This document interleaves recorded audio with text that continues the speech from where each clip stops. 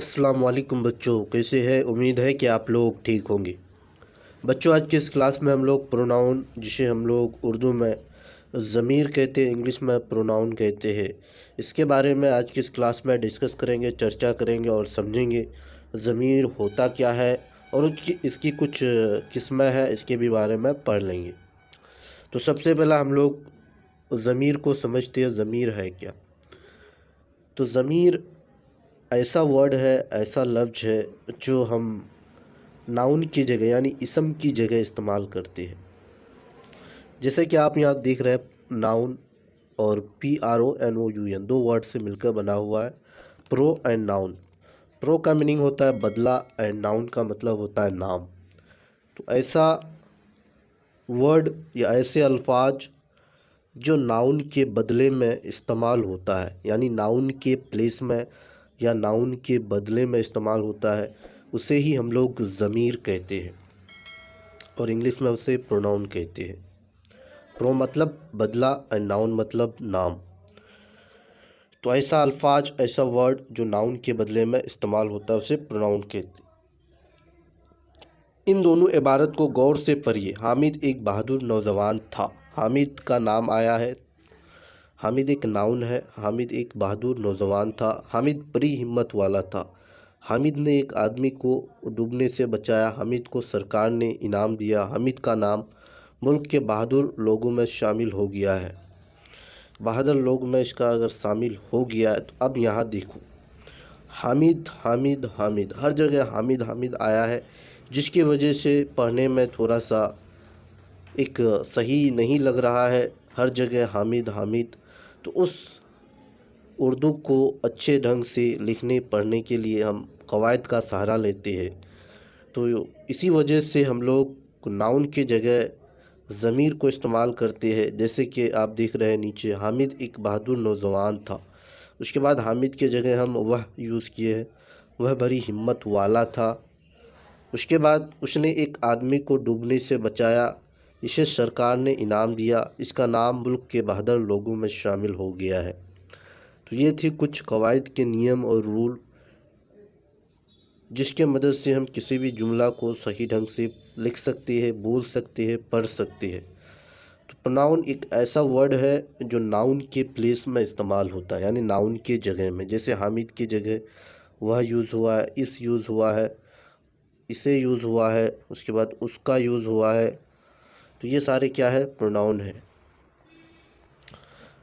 पहली इबारत के हर जुमले में हामिद आया है। इबारत में लफ्ज़ हामिद के बार बार आने से बदनुमाई पैदा हो गई, यानी अच्छे नहीं दिखते हैं।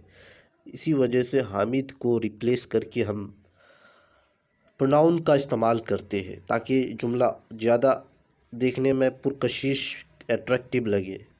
इसके बरक्स दूसरी इबारत में हामिद सिर्फ एक जगह यानी पहले जुमले में आया है, बाकी जुमले में हामिद की जगह वह, उस, इसे और उसका जैसे अल्फाज आया है। ये चारों लफ्ज़ ज़मीर है। ऐसे ही आपको जुमला देंगे और पहचानने बोलेंगे इनमें ज़मीर कौन सा है, तो वह, उस, इसे और उसका जैसे अल्फाज आए तो इसका मतलब है ये ज़मीर है, क्योंकि हम इशम की जगह हामिद की जगह इस्तेमाल किए। ये चारों लफ्ज़ ज़मीर है जो इशम यानी हामिद के जगह पर लाए गए हैं। उसी तरह ज़मीर का डेफिनेशन दिया हुआ है यहाँ उर्दू में, वह लफ्ज़ जो इशम के जगह पर इस्तेमाल होते हैं, यानी नाउन के जगह पर इस्तेमाल होते हैं, उसे ज़मीर प्रोनाउन कहते हैं। ज़मीर के इस्तेमाल से इशम की तकरार की वजह से पैदा होने वाली बदनुमाई दूर होती है और इबारत में रवानी और खूबसूरती पैदा होती है। यानी अगर हम बार बार किसी के नाम को इस्तेमाल करेंगे तो जुमला जो सेंटेंस होंगे उसमें बदनुमाई होगी। इसी बदनुमाई को दूर करने के लिए हम इशम के जगह ज़मीर का इस्तेमाल करती है, ताकि बदनुमाई दूर हो और इबारत में रवानी और खूबसूरत पैदा हो। यहाँ हामिद एक शख्स है और वह, उस, इसे और उसका, ये चारों लफ्ज़ हामिद के लिए इस्तेमाल हुआ। ये जितने भी अल्फाज आप लोग देखिए, ये सारे हामिद के ही प्लेस में इस्तेमाल हुआ है। तो वह ज़मीर जो किसी शख्स के लिए इस्तेमाल की जाती है उसे ज़मीर शख्सी कहते हैं। इससे ऑब्जेक्टिव बनेगा, जिस इसम में किसी शख्स का इस्तेमाल यानी ज़मीर में की जाती है उसे क्या कहते हैं? वह ज़मीर जो किसी शख्स के लिए इस्तेमाल किया जाता है, किसी पर्सन के लिए बोला जाता है, उसे ज़मीर शख्सी कहते हैं। जैसे नीचे कुछ बताए गए हैं। इनकी 3 सूरतें हैं। इनकी कितनी सूरतें हैं? 3। सबसे पहला बात करने वाला, जिसे हम लोग फर्स्ट पर्सन या हम लोग इसे अपने भाषा में मुतकल्लिम उर्दू में कहती है। बात करने वाला अपने लिए जो ज़मीर इस्तेमाल करता है उसे मुतकल्लिम कहते हैं। जैसे हम लोग जो बात अपने लिए इस्तेमाल करते हैं, जैसे मैं, हम, मेरा, हमारा, इंग्लिश में आई, वी, आवर, आवर सेल्फ, ये सारे क्या है? मुतकल्लिम है, क्योंकि हम उसे बोल रहे हैं। बात करने वाला अपने लिए जो ज़मीर प्रोनाउन का इस्तेमाल करता है उसे मुतकल्लिम कहते हैं। जैसे इंग्लिश में आई, वी, आवर, आवर सेल्फ, अस वगैरह। उसके बाद बात करने वाला सामने मौजूद शख्स के लिए जो ज़मीर इस्तेमाल करता है। अगर किसी के लिए इस्तेमाल किया जाता है तो उसे ज़मीर हाजिर कहते हैं, सेकंड पर्सन इंग्लिश में कहा जाता है। जैसे एग्जांपल में तुम, तो, आप, से इंग्लिश में यू कहते हैं, यू, योर, योर्स वगैरह। यानी किसी के लिए इस्तेमाल करते हैं, उसके सामने मौजूद, मेरे सामने अगर कोई मौजूद है तो उसको रिप्रेजेंट करने के लिए जो ज़मीर का इस्तेमाल करते हैं उसे ज़मीर हाजिर कहते हैं। उसके बाद तीसरा है बात करने वाला गैर मौजूद शख्स के लिए जो ज़मीर इस्तेमाल करता है, यानी अभी वो प्रेजेंट नहीं है, किसी दूसरी जगह है, उसके बारे में बोल रहे तो उसे ज़मीर गायब कहते हैं, थर्ड पर्सन कहते हैं। जैसे ही, सी, इट, नेम वगैरह इंग्लिश में, और उर्दू में वह, उस, इन, इनका वगैरह। वह मतलब ही, सी, इट, उसके बाद नेम, उसके बाद इसका प्लूरल है दे।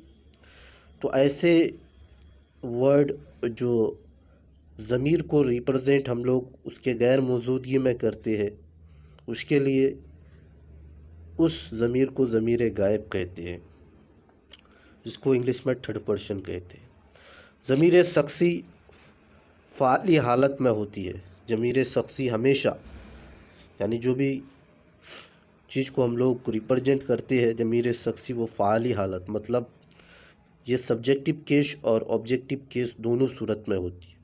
सब्जेक्टिव केस भी होगा, ये ऑब्जेक्टिव केस। फ़ाली हालात मतलब फ़ाल मतलब होता है सब्जेक्ट, और मफ़ूल में मतलब होता है ऑब्जेक्ट।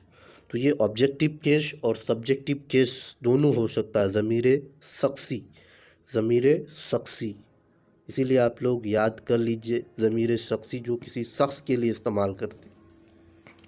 इसकी वजूहात नीचे दिए हुए हैं, चार्ट से आप लोग एक बार समझिए। जैसे एक तरफ है ज़मीर, ये सारे क्या है? प्रोनाउन है। उसके बाद ये सब्जेक्टिव केस है और ये है ऑब्जेक्टिव केस। सब्जेक्टिव केस को हम लोग उर्दू में फ़ाली हालत और ऑब्जेक्टिव केस को मफ़ूली हालत कहते हैं। जैसे मैं का मेरा, ऑब्जेक्टिव केस मुझे है और सब्जेक्टिव केस मेरा है।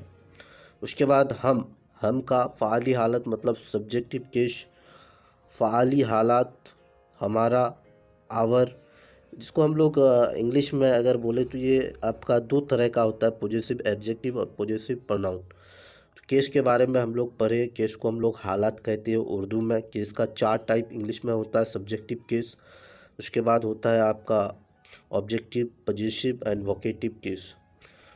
तो ये आप लोग ज़मीर देख रहे हैं और एक तरफ देख रहे हैं फ़ाली हालत, एक है मफ़ऊली हालत। फ़ाली हालत में आपका अगर इस्तेमाल किया जाए तो ये पॉजिटिव केस में इस्तेमाल कर सकते हैं। मफ़ऊली हालत, मफ़ऊली मतलब ऑब्जेक्टिव, मुझे, मी, आई का ऑब्जेक्टिव केस, मी मुझे, हम सब्जेक्टिव केस है, ज़मीर है हमारा, उसके बाद हमें, इसका ऑब्जेक्टिव केस है, हम मतलब यू, और उसका ऑब्जेक्ट यू ही होता है बहुत सारे अगर इस्तेमाल कर रहे हैं। तो तेरा, तुझे, इसी तरह तुम, तुम्हारा, तुम्हें, वह, उसका, उसकी, उसे, वह, उनका, उन्हें। तो ये है कुछ प्रोनाउन जो कि उर्दू में जानना बेहद ज़रूरी था। ज़मीर के बारे में, ज़मीर के तीनों टाइप्स और फ़ाली हालात और मफ़ऊली हालात, तो ये थे ज़मीर से रिलेटेड कुछ जानकारी जो कि आपको इस वीडियो के माध्यम से बताना चाह रहे थे। जितने भी उर्दू कोर्स एक के स्टूडेंट है, शायद उसके लिए ये टॉपिक बहुत ही महत्वपूर्ण और इम्पोर्टेंट अहमियत वाला है, इसीलिए आप लोग इसको बार बार देखिए और इसको समझिए। इसका इस्तेमाल जुमले में पहचानने के लिए पूछा जा सकता है MCQ में। Thanks all of you and share with your friend this videos.